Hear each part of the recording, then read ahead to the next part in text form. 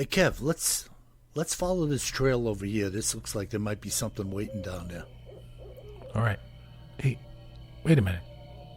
Do you hear that? Yeah, I thought it was just me. What the heck is that? I don't know what that is. Whoa, do you smell that too? That's unbelievable. Hey, look. What the? Hey, look, those branches are moving over there. What the heck is that? Holy cow, is that what I think it is? Look at that thing. Oh my God. It's a freaking Sasquatch.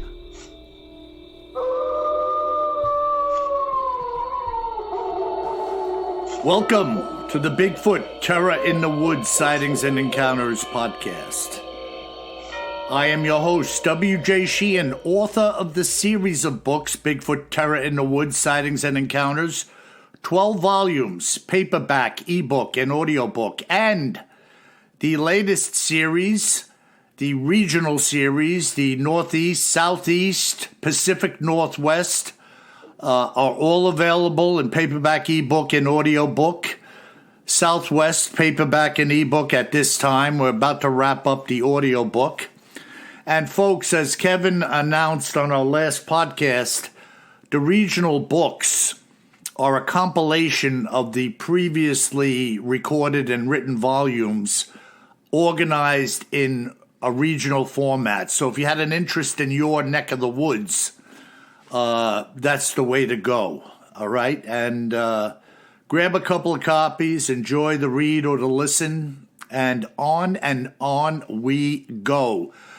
And now my brother and co-host, KJ, welcome to the fray. What's going on, Bill?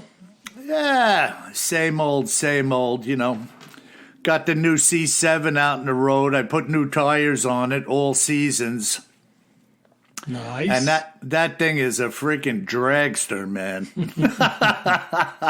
Well, the all seasons are probably just in time because I know down here in North Carolina, boy, it's getting cold. Yeah, it's very cold here. And yesterday I was leaving the neighborhood and there was some of those dark gray clouds sporadically floating through as the sun was setting. Right. And there was a couple of flurries, and I mean a couple. Yeah. Coming down out of the sky. And I said, well, here we go. Yeah, it was, I got up this morning, I went outside at like 6:30 and there was a hard frost on everything.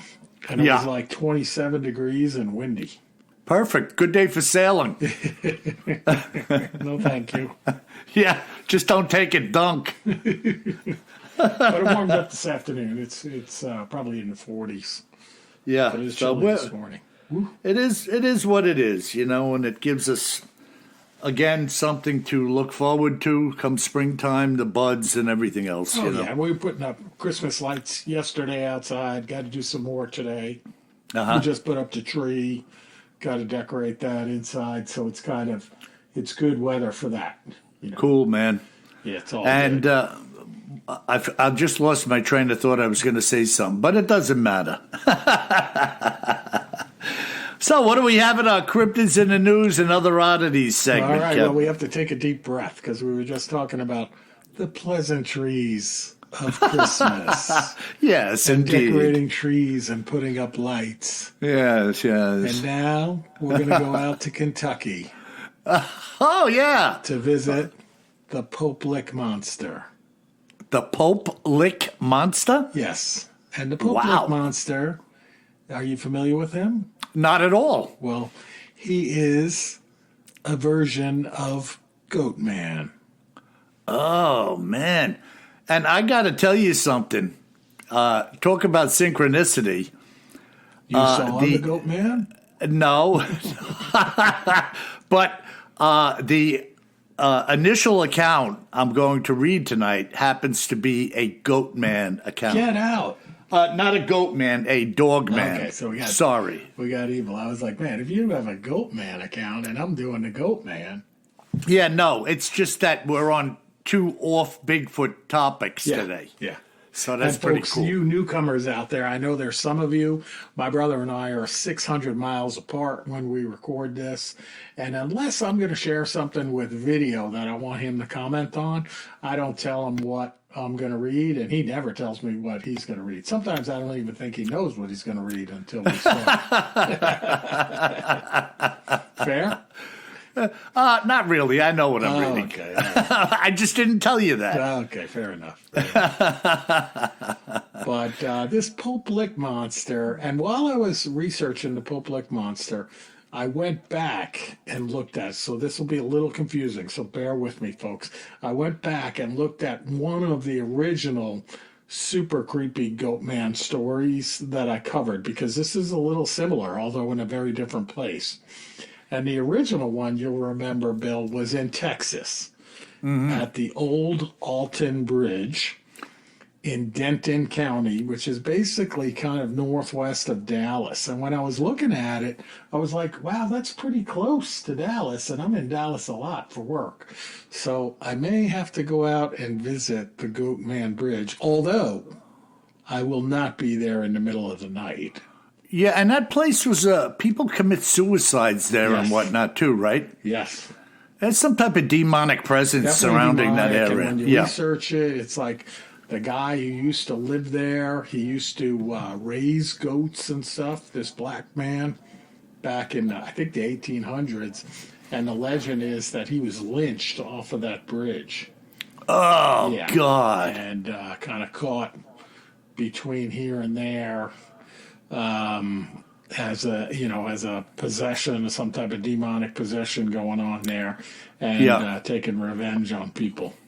Yeah, well, you think about people just having a lynch mob just because of the color of your skin. Oh, it's nuts. That is just like, if that ain't demonic, I don't know what is. So that's the old Alton Bridge, or the Goat Man Bridge, northwest of Dallas. So we're going to leave that, but we're still going to get some serious creep on here with the Pope Lick monster.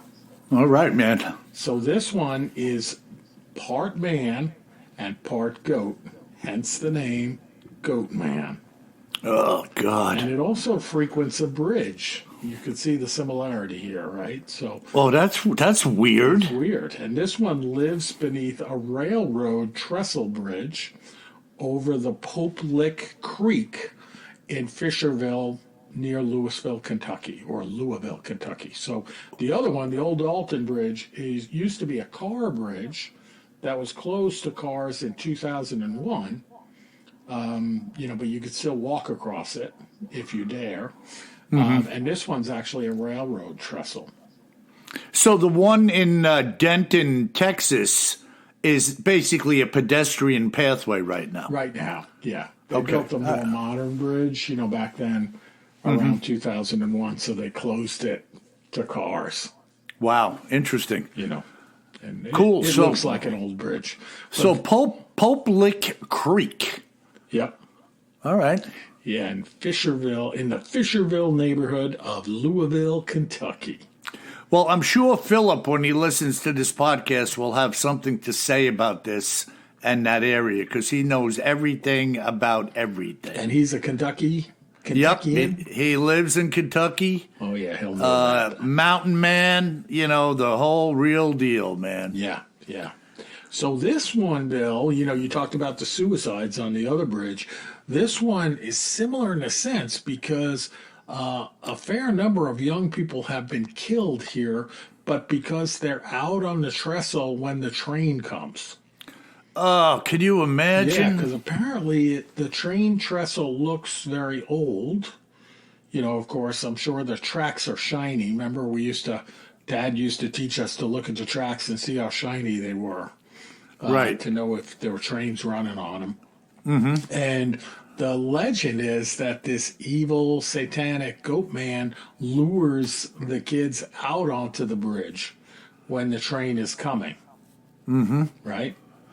And interesting, Kev, that many reports of Bigfoot are those of luring people by calling their name or mimicking their grandmother's voice or their parents' voice. Yeah.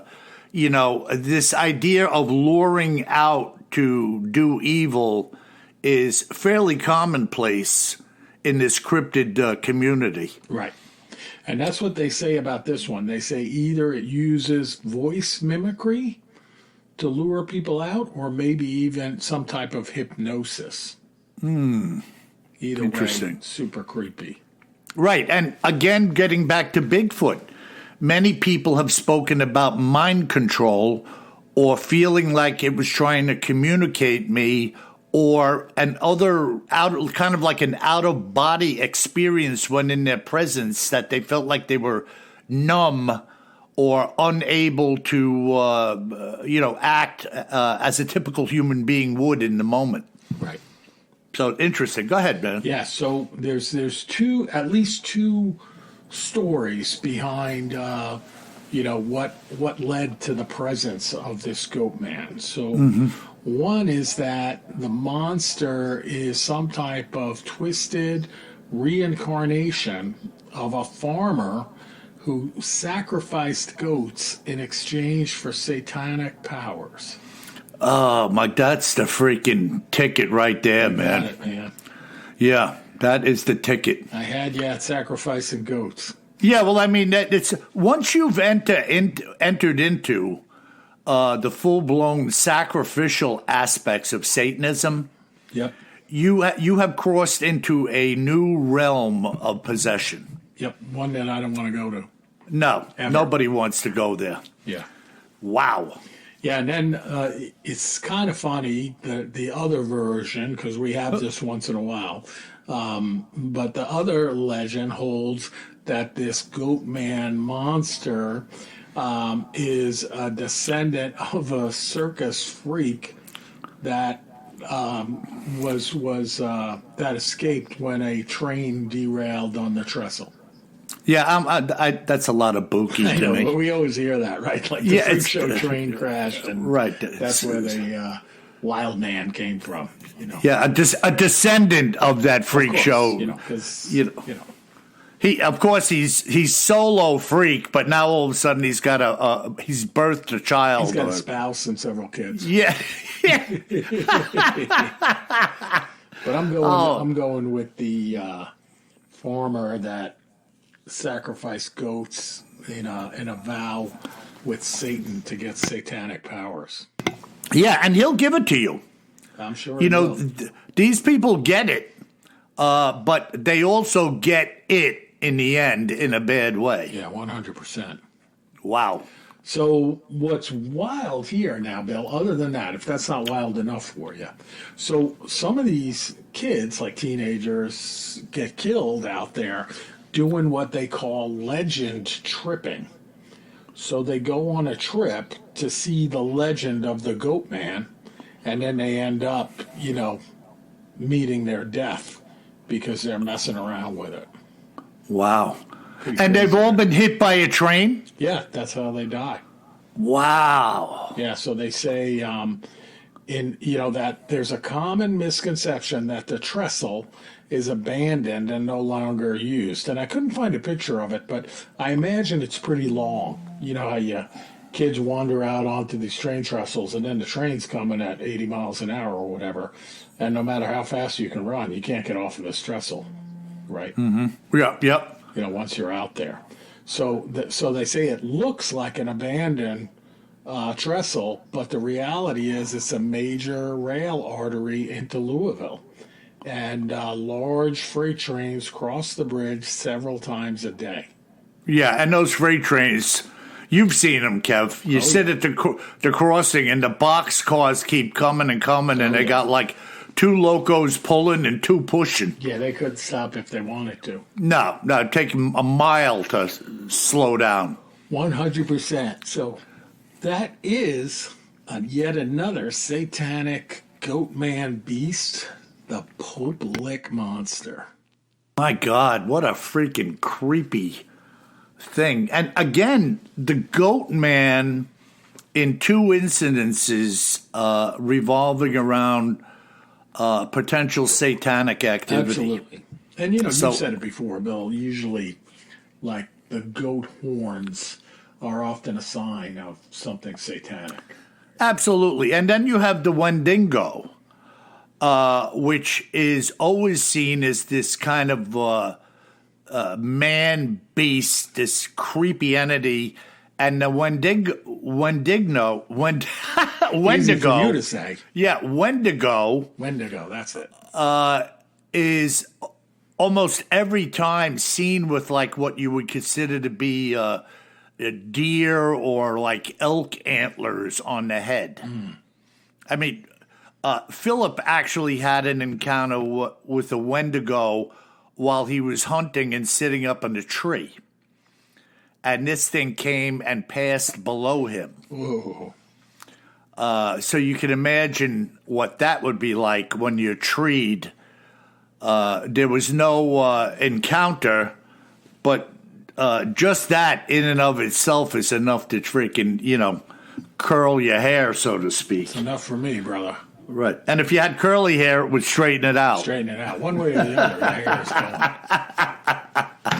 going. Interesting, man. Well, I got a couple of things here.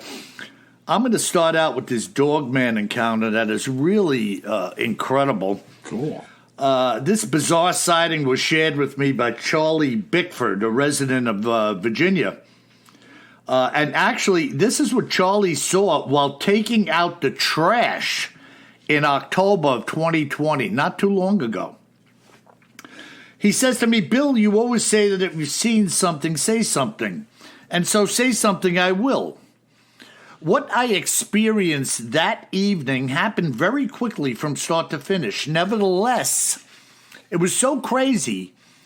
Had someone else told the same to me, I would think they were out of their cotton-picking mind. My wife was in the basement at the time, doing some laundry while I was cleaning up after dinner. The two of us live alone with no children. The trash can in the kitchen was about to burst with garbage, so I had put my jacket on, stepping out of the back door, down off the deck to where our cans were located, just along the side of the house. Right as I was jerking the lid off of this metal trash can, I heard a loud yelp, which sounded fairly close. It reminded me of when I stepped on our pet's dog's paw as a child, not knowing he was behind me at the time, almost like a scream in dog terminology. It was pretty loud, not sounding like it was coming from a small dog, if it was a dog at all. I had only stopped for a moment after hearing the yelp, turning back to the pail and putting the bag inside. I then heard what I will describe as some barking and a secondary sound like that of a deep growling. I know this sounds weird, but it was hard to both discern and describe what I heard. I will say this much. It sounded like two distinct animals or dogs at the time, not at all like these two sounds came from the same animal. There was very little light of the day left as I stood there by the pails when it sounded like a coonhound was running towards my property from the acreage alongside of mine. I think most people can relate to the sound of a coonhound on the scent of an animal, and that's what I was hearing coming closer to me. My property has a hedgerow running around the perimeter of the backyard that is about 4 feet tall or so.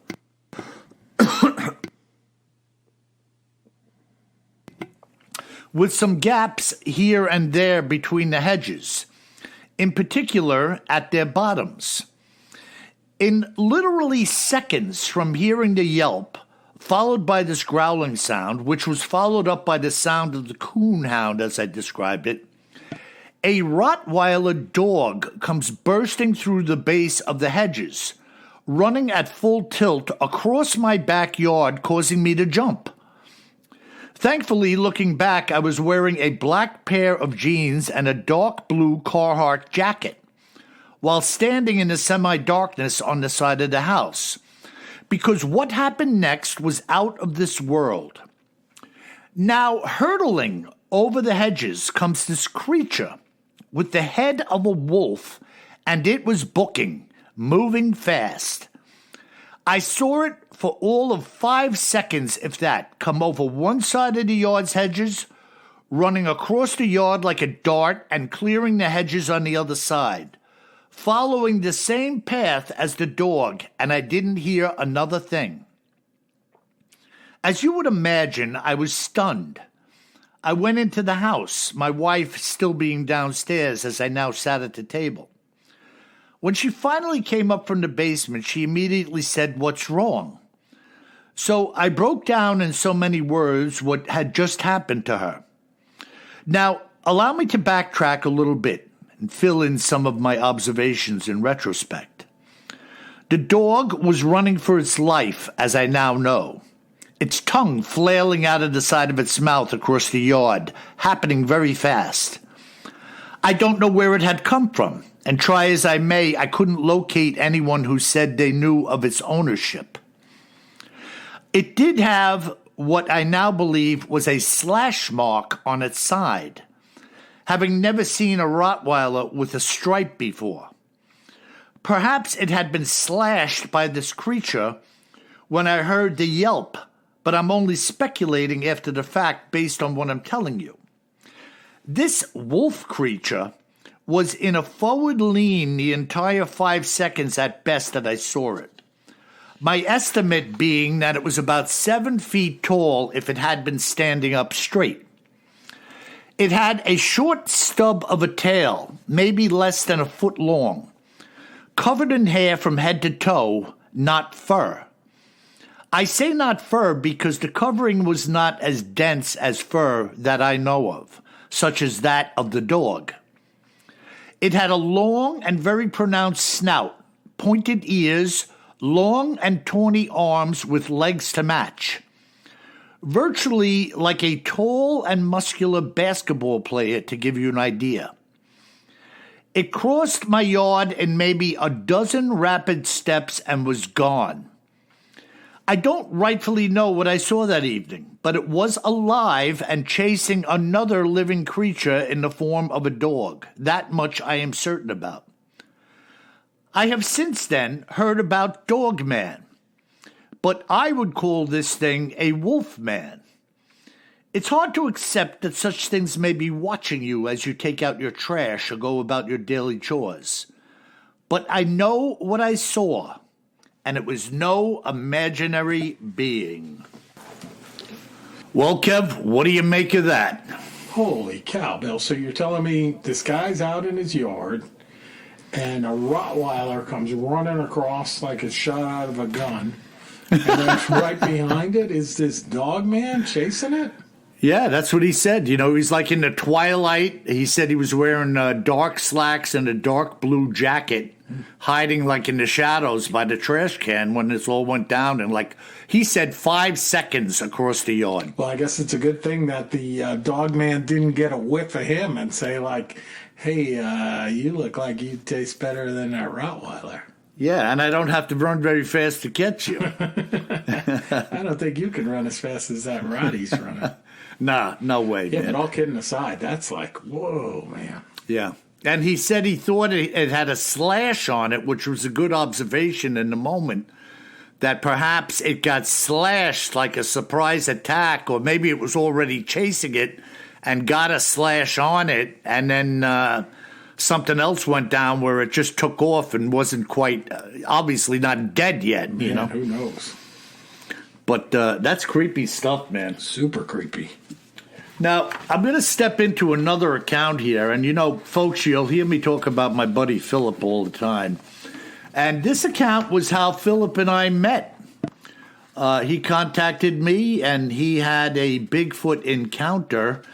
I'm not going to jump the gun on what I'm going to say because you're going to hear about his encounter right now. It was shared with me by Philip. I gave him a fake last name. I called him Schmidt. That's not his real last name. But he is a German. And he's a resident of the state of Kentucky. And this is what Philip experienced in 1999. What had transpired, Bill, back in 99 had occurred during both February and March of that year. At that time, I was a security guard at a coal mine located at Fondie Mountain. My shift was from 6 p.m. to 9 a.m. It was a deep mine containing 3 separate shafts, not a strip mine. There were 3 shift changes during a 24-hour period. The men were only allowed to work 8 hours and no more. During the day and evening shifts, there were generally 25 to 30 men working at the mine, with the overnight shift being strictly for maintenance, which included about 8 to 10 men. These men were in charge of equipment maintenance and ensuring that the shafts were safe and secure for the men to work in. My job was to keep people who didn't belong there out and keep an eye out for any animals that may come in or near the camp, such as bears, bobcats, and even an occasional cougar. When a man spent a shift in the mine and came out into the light, he'd be somewhat blinded for a minute or two as his eyes became accustomed to the outside world. And I had to keep an eye on them. While getting used to the daylight, this was the perfect time for some critters to get the jump on them. Men would sometimes come out also in need of something, and I shadowed them until they were safely back in the mine. This mountain is part of the Cumberland Mountains chain, with our mining operation sitting at some 2,500 feet in elevation on its side. At the time, I was 23 years old, toting a Browning 12-gauge automatic shotgun and keeping an eye on things around the camp. The main base of operations was about 145 yards long and, say, 45 yards wide, containing some trailers for maintenance, headquarters, and many other things, as well as having porta potties and dumpsters located in groups along the side of the lot. On the western end of the camp, spreading out over a long and narrow hillside, was an area we referred to as the boneyard, a place where we kept damaged equipment and the like, a place where we could salvage parts in a pinch if the need should arise. There were a couple of small pole-mounted lights within this boneyard for some illumination, and that was it. The rest of the camp being reasonably well lit, in particular near the toilets and dumpsters. During the tail end of February, I noticed piles of scat located only around the camp's perimeter, nothing within the base camp itself. With most of the bears in hibernation at the time, I assumed it had been left by a rogue bear and had mentioned as much to the foreman of the operation at the time. The scat I was finding was in big piles, and the only thing that came to my mind was a bear at the time, Bigfoot not being in my mind at all. It was during the first week of March when things got a little strange. At about 2 or 3 a.m. one night, I was standing guard leaning against a trailer, my eyes glancing out over the boneyard area when I saw something crawling on all fours around the edge of the yard. Of course, on all fours, my first inclination was yet again it was a bear, but it looked odd. I walked up to the area to have a look-see. Most definitely something had been moving around on the ground based on what was visible, but there were no discernible tracks. Several days later, again at the same time, about 3 or 4 in the morning at this point, I was looking towards the boneyard, my eyes fixed on a road grader we had parked there. The top of the cab on this machine was probably close to 10 feet tall, and I saw a head moving back and forth above it. At the time, I thought that a giant bear, again, must be standing on one of the grader's tires or something, enabling me to see its head at that height. It was looking straight down the hill and directly at me. Now, I'm thinking, in fact, it was a rogue bear having come out of hibernation and it had been leaving the scat piles around the perimeter, as I said. It was, in my estimation, about 50 to 75 yards away when I saw it, dark in color, and to be honest with you, my mind couldn't process it at the time. But something about it did not seem right.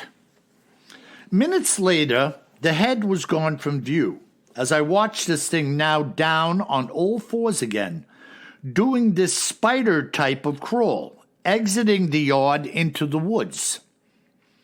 The reason behind my saying it was a spider crawl was that it was moving in like a box pattern. Its movements were left, right, and side to side in a very unusual manner, unlike that of a bear. Moments later, I heard some rustling in the bushes behind the dumpsters, and two paws or hands appeared wrapped around the edges of the dumpster. The lighting was very bright by this dumpster and the toilets, and on second glance, they were not paws, they were hands.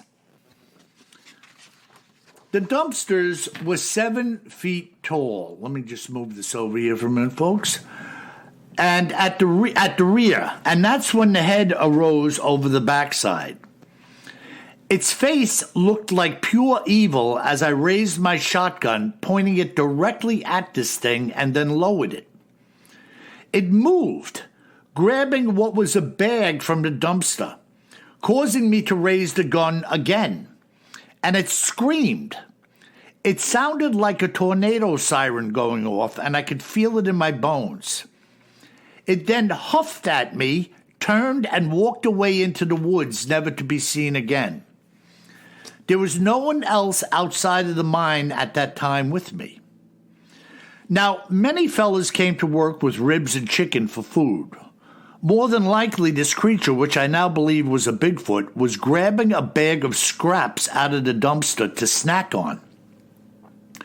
When I told the foreman what happened, he laughed at me. This creature had hair covering its upper body, which was all I had seen except its face. The face looked more like a caveman, and I saw it in the light. I had been hunting my entire life until that point and seen many strange things in the woods, twisted limbs, footprints, and other odd things, but had never given too much thought to it. However, my mother and grandmother were pure Cherokees, and after I had told them what I experienced, they opened up to me in a way neither of them had beforehand. They knew what I had seen was a Bigfoot, which was a reassurance to me at the time, no matter what anyone else thought about it. There you have it. Man, that's a great account. That's Phil's encounter outside of the Fondue Mountain coal mine. So I take it that Cherokee had seen these creatures on a regular basis. Well, and all of the indigenous tribes that I've heard of all have historicity with encountering Bigfoot going back a long way. Yeah. So, you know, they're in touch with that type of thing. Yeah. You know. So, and Philip said that having spoken about it to them, they opened up to him at that point in time, figuring, well, now's the time to give you an explanation. And, you know, they were like, we know what you saw, and this is what it is. So, kind of creepy, huh? More than kind of creepy. Jeez. Yeah, yeah. So that was a double feature, man. Yeah. And Well, again, triple with this, feature, I guess. Goat Man, Dog Man, and Bigfoot. yeah, I mean, what a combo. We need like the equivalent of the old 4:30 movie creature feature, like Dog Man versus Bigfoot. That's Yeah, it. Dog Like, Man. like, let's go to listener mail right now, and I'm going to write in a letter. Dear WJ, Yeah, yeah. if Bigfoot and Dog Man had a fight, who would win? Bigfoot. Why? Yeah, just because of sheer strength. Body mass, I think he just bashed the daylights out of it like King Kong. What if Dog Man brought a Goat Man with him? If it's 2 against 1, Bigfoot's dead. Because there's no way you're going to fight off 2 of them at one time. And if one of them gets his jaws in your neck or something, you know, or claws or something, you're done. Yeah. You know, things start slashing and biting is hard to fight off, Maybe you know. being you read my email, you could send me an autographed copy of one of your books. Sorry, we're not having a contest. That's the luck of the draw. All right, but seriously, our first email, or second email perhaps, comes in from David. And David's over in the UK. This is pretty cool, Bill. Okay. And he says, "Hi, Bill and KJ. I love the show. I'm a great fan of the Bigfoot, Dogman, and other cryptic stories. I had a paranormal experience when I was working as a chef at the Dalhousie Castle Hotel." And yes, I'm sure I'm mispronouncing that, but over there in the UK, real castle, Dalhousie. And it really scared me. I was in the kitchen on my own, tidying up after service, and I felt like someone was tugging at my chef's jacket. So I reported it to the duty manager, and he informed me that in the 1800s, the kitchen was actually a hallway leading out to the garden, and apparently a young boy used to run up and down the hallway, and he fell out of the door and apparently killed himself falling down the steps. Oh. Yeah, tragic, right? Oh, can you imagine dying, tumbling down the stairs or falling off a These are those staircase? granite steps of a castle, Yeah. Oh, man. Doesn't take much when you're Holy hitting that smoke. stuff. Yeah, well, one wrong move and you crack your skull open. One You're wrong done. move. Yeah, and David says, and I'm not the only person to have experienced this. There are other people experiencing paranormal activity throughout the castle. Keep up the good work, and God bless you both. Wow. And David, God bless you roaming around that damn haunted castle. Wow, man. Holy I'm cow. complaining about the cold dampness of my front yard while I'm putting up Christmas lights, and there's no ghosts out there as far as I know. Yeah, Kevin, a word to all listeners. Folks, here's Kevin reading mail that came in from one of you, David, and he's telling us about what it would be considered a ghostly encounter. Yep. And this is why we do cryptids in the news and other oddities at the beginning of the show. We're not entirely locked into Bigfoot 24/7. We're reporting on, looking at, and sending out to you for your own discernment a lot of strange things, hence other oddities. So we're interested in whatever you have to say to us. You could contact us at BigfootTerrorInTheWoods.com and leave a message. I don't necessarily get back to everybody. There's just way too much to do, but we randomly touch base, and David was one of the latest. Right, that's really cool, Kev, huh? Absolutely. Yeah. Yeah, and so let's go to another letter here. This one's also super interesting. Comes in from Hamani. And its subject is Encounter in India. Okay. So not Indiana, India. This encounter did not happen with me, but with my mom when she was a child. She's now 70 years old. Okay. This is when she was around 6 or 7 years old. Wow. My mom used to live in a small country town, like a village. That's what you call it in India.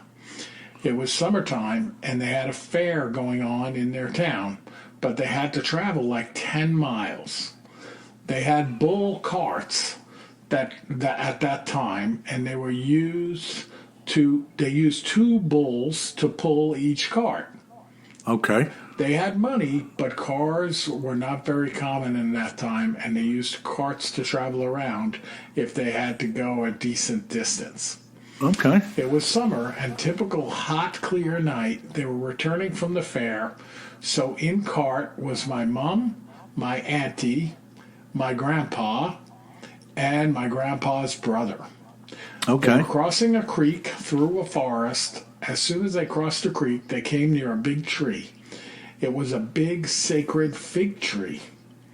These trees were infamous for all paranormal activities at night in India, and in day hours people actually worshipped them. So they were crossing that tree, and halfway, something jumped out of the tree. Oh, It boy. was 7 feet tall, hairy, and huge, and it made a huff sound. Huh. My mom, and my auntie started screaming, and before they looked at it well, that thing had disappeared. The bulls pulling the cart were also so scared that they stopped in their tracks. My grandpa tried to move them forward, and as soon as they took 2 more steps, that thing jumped again from the tree. This time, the bulls just panicked and actually moved like 6 or 7 steps back. And again, the thing disappeared. Wow, that is freaky. Yeah, well, it keeps going. The third time, the same thing happened again. My grandpa again took the cart maybe 5 or 6 steps ahead, and that thing jumped again. This time, my grandpa and his brother said they got scared too because the thing actually shook the whole tree.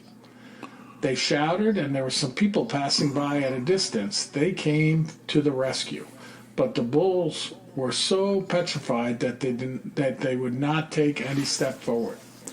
They had to take another way around the creek to pass through. Wow. I asked my mom if she could see the facial features. She said no, but it was like a huge bear. Only they do not have any bears in that area of India ever. Wow. They had hyenas and wolves, but no bears. She told me the ground shook every time that thing jumped down from the tree, and they never saw that thing climbing back up. It just jumped and vanished all 3 times. She doesn't even have an idea of what a Bigfoot is, so I don't know what she saw, but I just thought I'd like to share it with you guys. Yeah, that's incredible, Kevin. Who knows what they saw? The way it had the ability to disappear and kind of be back in the tree again and come out and do it again 3 times. Yeah, some amazing jumping skills at the least. Yeah, I mean, disappear, though, is like poof, now you see it, now you don't. Not like it leapt up back into the tree. Yeah, fair. But who knows, man, what the hell that thing was. I don't know, man. Wow. You know, there's no doubt there's a lot of creepiness on the planet. And a lot of strange and unidentifiable activity. I mean, all we're left to do is to guess at what it is these people are seeing, what it is I've seen. But, you know, there's a lot of bizarre activity out there, man. No doubt about it. And see, the problem is, Kevin, not that it's a problem. People who haven't experienced anything tend to be skeptical. Like, well, I haven't seen that. Do you know how rare these occasions are with, you know, X amount of billion of people on the planet? How rare it is to have a sighting of anything. It's not a commonplace thing. 100%. Very rare. Yeah. You're lucky if you experience one such thing in a lifetime. Yeah. And then it has to be reported to somebody who can share it. Yeah, and getting harder and harder, too, because everybody's looking at their darn phones. Well, around here anyway. Yeah, around everywhere. Yeah, you think so? You think so? Everywhere I go, yeah. Yeah, well, I'm not that way. I'm always looking around. Yeah. I have my phone, and I do look at my phone, but it's not a freaking full-time Well, we operation. were raised that way, Bill, to be looking at the sky and Right. looking at stuff on the ground, looking at stuff on the beach, in the water. Yeah, I'm always scanning. In the scanning. trees. Yep. Even the giant fig tree in India. Yeah. Oh, my God. Wow, Kev, cool. Yeah. Anything else? That's it, Bill. So great podcast, the triple header, so to speak. And folks, if you haven't left us a 5-star review lately, please leave us another one. And we love hearing from you, and that's virtually our only way of promoting the podcast. So give us 5 stars. Thank you. Yeah, and please do the same, folks. If you buy an audio book, paperback, Kindle, whatever, leave me a nice review. Much appreciated. Christmas is coming. Go out, give a couple of Bigfoot books as gifts. It's a nice little stocking stuffer. And just help out the cause here, man. And by the way, if you should be taking out the trash in Kentucky, maybe you should consider taking a sidearm with you to the garbage pail. And remember this, folks. Always carry more gun than you think you're going to need. Sleep tight.